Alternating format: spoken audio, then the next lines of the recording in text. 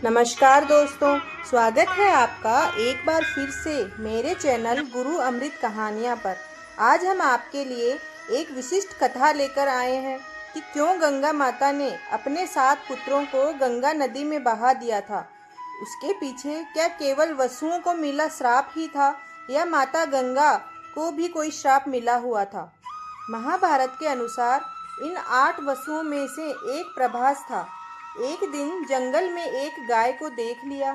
ये गाय कोई आम गाय नहीं थी, बल्कि ऋषि वशिष्ठ की गाय थी, जिसे धरती पर उद्धार करने के लिए भेजा गया था। प्रभास से अपने 7 भाइयों की मदद से इस गाय को चुरा लिया। ऋषि वशिष्ठ को जब ये पता चला तो उन्होंने इन सभी को श्राप दे दिया कि वे मृत्यु लोक में जन्म लेंगे, क्योंकि जो काम उन्होंने किया है ऐसा काम तो मनुष्य जाति ही करती है। इसके बाद सभी वसु क्षमा के लिए ऋषि के पास पहुँचे और उन्होंने इनमें से 7 को ये कहा कि वो अपने जन्म के 1 साल के अंदर ही मृत्यु लोक छोड़ देंगे और इस श्राप का पूरा दंड प्रभास को भोगना होगा। यह सुनकर वसुओं ने गंगा जी के पास जाकर उनसे वशिष्ठ जी के श्राप को विस्तार से बताया और यह प्रार्थना की कि आप मृत्यु लोक में अवतार लेकर हमें गर्भ में धारण करें और ज्यों ही हम जन्म लें हमें पानी में डुबो दें। इस तरह हम जल्दी से सभी मुक्त हो जाएंगे। गंगा माता ने यह स्वीकार कर लिया। प्रभास ही जन्म लेकर भीष्म पितामह बने, क्योंकि उसको ऋषि वशिष्ठ ने श्राप दिया था कि वह पूरी सजा, पूरा श्राप केवल प्रभास ही भुगतेगा। शांतनु और गंगा का श्राप, उनकी कथा जहाँ भी महाभारत का जिक्र आता है और गंगा के अपने ही पुत्रों को मारने की बात सामने आती है, वहाँ पर वसु को मिला श्राप ही बताया जाता है।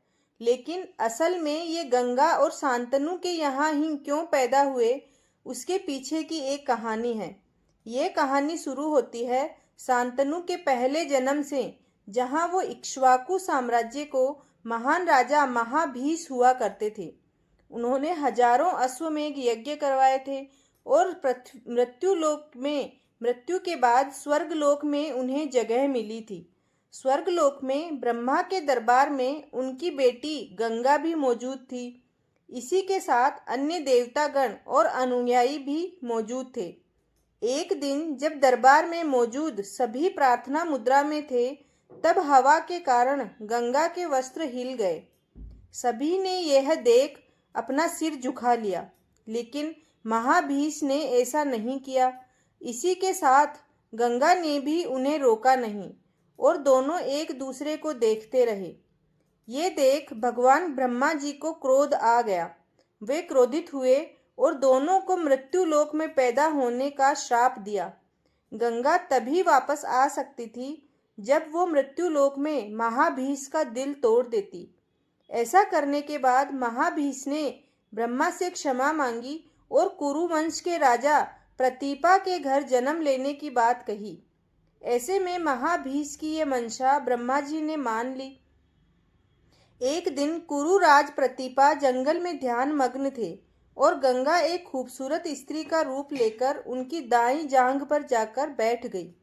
जब प्रतीप ने उसका कारण पूछा तो गंगा ने उनसे शादी की इच्छा जताई, लेकिन प्रतीपा का कहना था कि दाईं जांघ की जगह बेटी, बहू या फिर बेटे की होती है, तो आप मेरे बेटे से शादी कर लीजिएगा।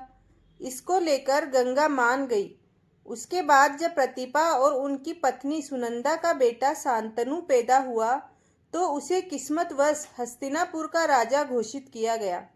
शांतनु जब बड़े हुए तो जंगल में उन्होंने देखा और उनसे शादी की इच्छा जताई। इस बात को मानने के लिए गंगा मैया ने एक शर्त रखी और शांतनु से वचन लिया कि गंगा जो भी करेगी शांतनु उनसे कभी सवाल नहीं करेंगे। जिस पर शांतनु ने उसे सवाल किया वो जवाब देकर फिर उन्हें छोड़कर चली जाएगी। ऐसे में गंगा और शांतनु दोनों ही पति पत्नी की तरह हस्तिनापुर वापस आए और दिन बीतने के साथ गंगा ने शांतनु के पहले बेटे को जन्म दिया। उसके अगले ही दिन गंगा अपने नवजात को लेकर गई और नदी में डुबो दिया। ऐसे ही गंगा ने 7 वसुओं को उनके श्राप से मुक्ति दे दी। 8वीं संतान के समय शांतनु खुद को रोक नहीं पाए और गंगा को रोक दिया और पूछ लिया कि हस्तिनापुर का क्या होगा, उनका क्या होगा और क्या कभी उन्हें वारिस मिलेगा। इसके बाद गंगा ने उन्हें पूरी कहानी बताई कि क्यों उसने अपने ही बेटों को गंगा नदी में प्रवाहित कर दिया। गंगा ने अपने बेटे को वशिष्ठ ऋषि के शास्त्रों की शिक्षा दिलाई और परशुराम से युद्ध अभ्यास की शिक्षा दिलवाई। युवा होने पर देवव्रत भीष्म पितामह को शांतनु को पास सौंप दिया और गंगा मैया लौट गई। तो दोस्तों, कैसी लगी आपको ये कहानी? भीष्म पितामह गंगा माँ के बेटे होते हुए भी अपनी पूरे जीवन में पीड़ाओं का अनुभव करते रहे, क्योंकि उन्हें गुरु वशिष्ठ का श्राप मिला हुआ था। माता गंगा के पुत्र होने के बावजूद उन्हें अंत समय में बाणों की सैया मिली और अपनी मृत्यु से पहले उन्होंने अपने कुल के 4 पीढ़ियों के लोगों की मृत्यु को देखा।